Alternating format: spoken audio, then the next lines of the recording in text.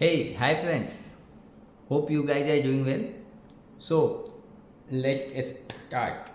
Actually आज जो topic मैंने चूज़ किया है वो है ओवरसीज रिक्रूटमेंट को लेकर। इंडिया में बहुत सारे लोग अलग अलग कंट्रीज़ में, खास करके गल्फ़ कंट्रीज़ में लेवल क्लास और स्किल सेट कैंडिडेट्स में वाइट कॉलर और ब्लू कॉलर दोनों तरह के कैंडिडेट्स जाते हैं, जॉब करते हैं। सो मुझे लगा इस पे वीडियो बनाना इसलिए ज़रूरी है क्योंकि बहुत सारे फ्रॉड भी होते हैं और कई बार कैंडिडेट्स अगर इन अ राइट मैनर्स भी जाते हैं तब भी जाकर वहाँ पे सेटल नहीं हो पाते या बहुत सारी परेशानियों का सामना करना पड़ता है उनको। सो फर्स्ट पॉइंट कि how to choose a right agency. Basically क्या होता है ना, दो चीज़ें, या तो हम कई बार सोचते हैं कि वहाँ जाते ही हमारे सारे प्रॉब्लम जो है वो सॉर्ट आउट हो जाएंगे, हमें बहुत सारा पैसा मिल जाएगा, और इस लालच में कई बार हम बहुत जल्दीबाजी में रहते हैं। सो फर्स्ट ऑफ ऑल ऐसी एजेंसी ना चूज करें जहां आपको ज़्यादा से ज़्यादा पैसा शुरुआत में ही देना पड़ता है। मतलब कि पैसा इन द सेंस कि इस मार्केट में लोग एजेंसी, बहुत सारे ऐसे एजेंसी है जो कि पैसा आपसे पहले ले लेती है वीज़ा के नाम पे, आपके अलग अलग इंटरव्यू के नाम पर, प्रोसेसिंग के नाम पे। तो आपको ये समझना है कि क्या राइट है और आपको क्या करना चाहिए, क्या नहीं करना चाहिए। तो ऐसी एजेंसी से दूर रहें जो आपसे पैसा मांगती है कि आप पहले पैसा दे दो, ठीक है, पैसा नहीं देना है उनको, ठीक है। आपको इन सब चीज़ों से बचना है, ठीक है। दूसरी चीज़ें हैं कि आप जब सही एजेंसी चूज करते हैं तो इस चीज़ का ध्यान रखो कि एग्जैक्ट जो पे आउट है, एक्चुअली आप समझिए एक जॉब रोल है, जॉब रोल के अकॉर्डिंग पे आउट डिसाइड होता है, और वो जो पे है वो इंडिया के रुपीज़ से कन्वर्ट होके टू 20 टाइम्स या 25 टाइम्स या 30 टाइम्स ऐसे वो कैलकुलेट होता है। ओके, तो मैंने अभी देखा है कई बार कैंडिडेट्स ऐसे भी मिले हैं जिन्होंने कहा है कि मैं तो वहाँ गया था, मुझे लगा वहाँ पे मुझे 1400 या 1600 दिरहम मिलेगा हेल्पर के लिए, वहाँ जाके मुझे 1400 दिया गया ओटी के साथ। तो होता क्या है कि हम भी इस तरीके से इस लालच में होते हैं कि नहीं, हमें इतना कमाना है या इतना ही मिलना चाहिए, और एजेंसी को जाके पकड़ लेते हैं। और कई बार हमने देखा है कि पैसे वैसे देकर हम सोचते हैं किसी तरह से चले जाए। कई बार लोग टूरिस्ट वीज़ा पे चले जाते हैं, इट्स नॉट गुड थिंग और अनसेफ भी है।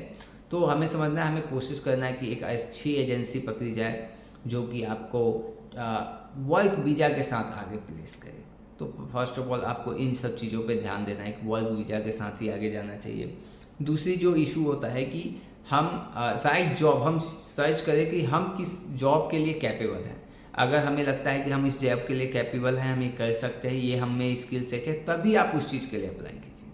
अदरवाइज क्या होता है, कई बार मैंने देखा है कि लोग सिर्फ ये सोच के कि अच्छा एजेंसी वाला करा देगा, बट डियर थिंक कि ये काम उनका नहीं है। आप जो प्रोफाइल है वो जब जाओगे कंपनी में काम करोगे, वो आपका काम है, ठीक है, वो आपको करना है। It's not a one day process. Okay, आपकी कंपनी के साथ बॉन्ड होता है, तो जब तक कंपनी का बॉन्ड है आपको उनके लिए काम करना है। तो इसीलिए it's a long term process. So please इसको लेकर थोड़ी सी समझदारी दिखाएं और एक सही जॉब और अपनी स्किल सेट के साथ चाहिए। अगर आपको कुछ नहीं आता, आप हेल्पर के लिए जा रहे हो तो आप हेल्पर के लिए जाइए।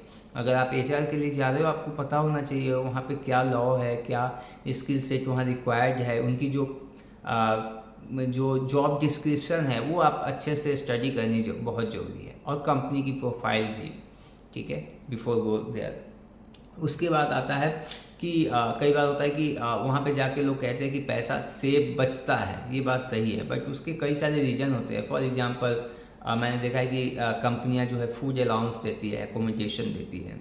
उसके बाद क्या होता है कि आपको जो अमाउंट मिलता है वो बेसिकली जो आपकी सैलरी है पूरी की पूरी सेव हो जाती है, क्योंकि वहाँ पे आप अनएक्सपेक्टेड जो या आप कहिए कि वहाँ जो ऐसे खर्चे हैं जो कि आप यहाँ पे नॉर्मली कैजुअली पेयर करते हो वो नहीं होते हैं। जैसे कई बार सिगरेट पीना, तंबाकू खाना या ड्रिंक करना, ये सारी चीज़ें जब आप इन सब चीज़ों को नहीं करते हो तो अपने आप वो पैसा सेफ हो जाता है। और क्या होता है कि वहाँ पे काम में भी फोकस रहता है। इंडिया में क्या है कि हम लोग आते हैं तो मन किया काम किया, मन किया नहीं किया, छुट्टी कर लिया, ये सारी चीज़ें वहाँ पे नहीं चलता।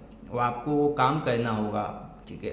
तो इस वजह से जब आपको काम करना होगा तो आपको डेफिनेटली उसके पैसे मिलेंगे, तो जो पैसे मिलेंगे वो आप सेव करोगे बचेगा।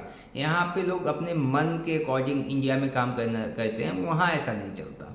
इसी वजह से लोग सोचते हैं कि वहाँ जाके रातों रात लखपति करोड़पति बन जाएंगे, तो ऐसा कोई कंसर्न नहीं है। बट वो चीज़ आप यहाँ नहीं कर सकते, लेकिन दूसरे देश जाके करते हो।